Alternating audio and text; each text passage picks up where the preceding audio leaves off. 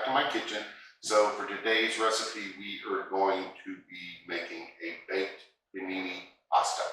So before we get into our recipe, I want to thank everyone for the support that you give my channel. And as always, remember to hit that like, subscribe, and notification bell, so that way you don't miss out on any of the upcoming videos. So with that out of the way, let's get all our ingredients together and let's make some baked panini pasta.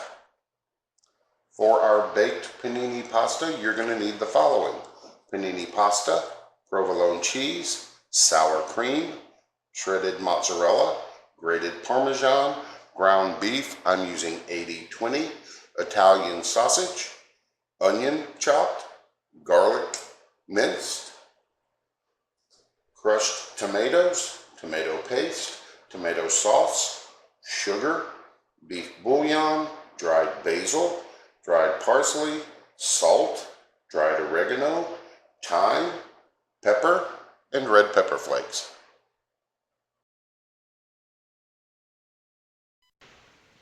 If you enjoy my content and want to help support the channel, hit the join button below this video. So we have a Dutch oven that we got heating up over a medium-high heat.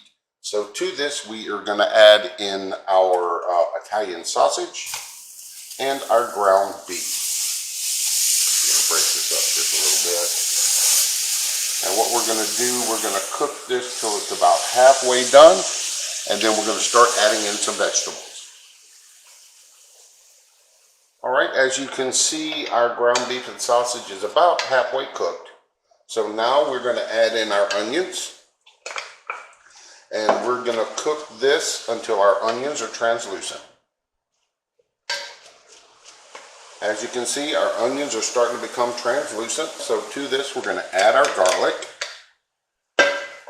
and we're going to let this cook for about a minute or two.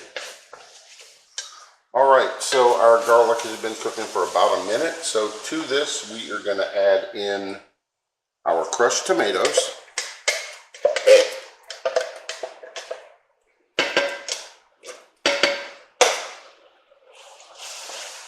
our tomato sauce,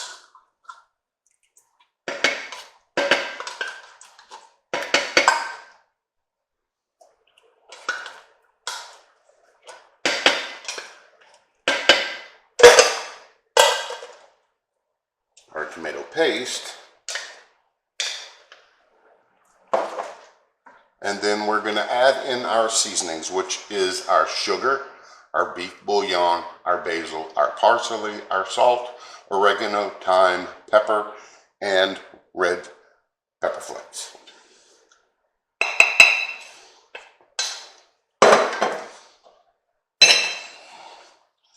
So now we're going to give this a good stir. Oops, there I am making a mess, as much as I try not to.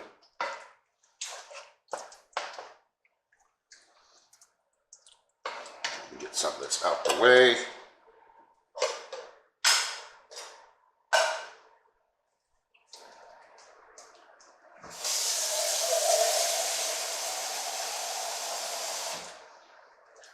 And we are also going to be adding about a cup of water.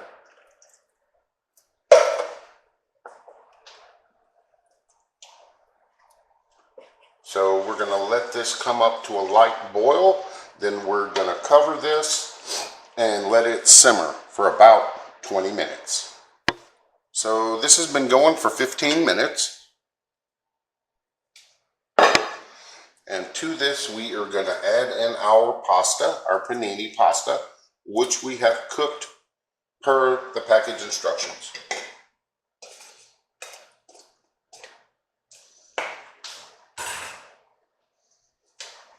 And we're going to give this a good mix and make sure our pasta gets coated in our sauce. And then we're going to move over and start building. All right, so we have us a 9 by 13 baking dish.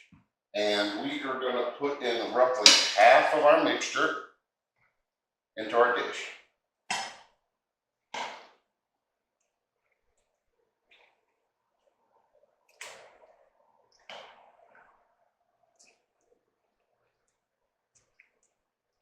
Spread it evenly out.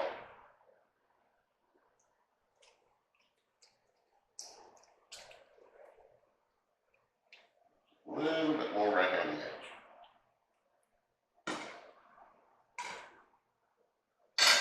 Now we're going to put in half of our mozzarella. This is the first half.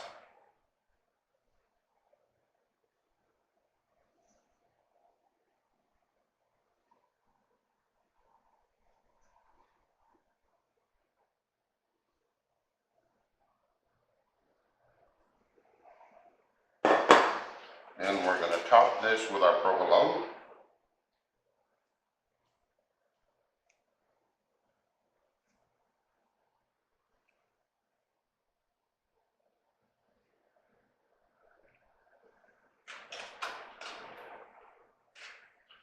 And then our sour cream. And then we're going to just build another layer. Now we're going to put the remaining pasta and sauce on the top of the sour cream.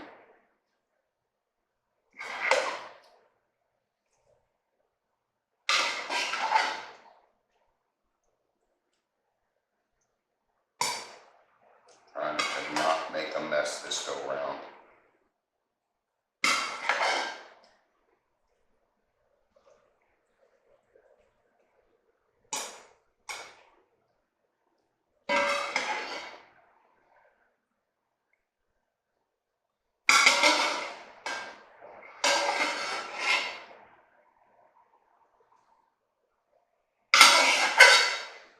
There we go. Got a few noodles left over, but you know, that's okay.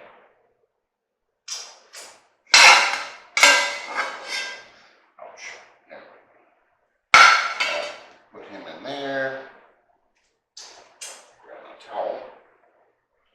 Now we're going to put the other half of our mozzarella on top.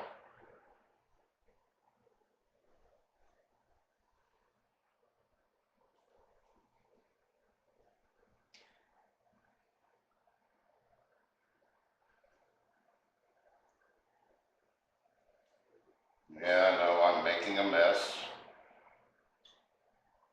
but you know what, it's all good. There we go. And then we're going to sprinkle on some Parmesan cheese. This is going to be, we're going to use just about half of what I have in this bowl.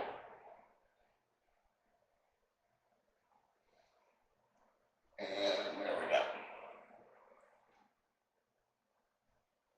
So now we're going to pop this into a 350-degree oven and let this cook for about 20 minutes till it's golden and bubbly. So this has been baking in the oven for 30 minutes at 350. So now we're going to let this sit for 10 to 15 minutes to firm up, and then we're going to service up some baked panini pasta. So we let this firm up for 15 minutes, and this looks absolutely delicious. So let's give this puppy a try. Oh, yeah. Kind of has reminds me of a lasagna, but a lot the same as a lasagna, except with noodles. But it is really good. I love the stringy cheese. There we go.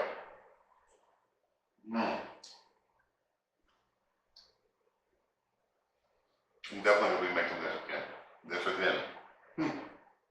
I know we're not supposed to talk with our mouth full, but I can't help it.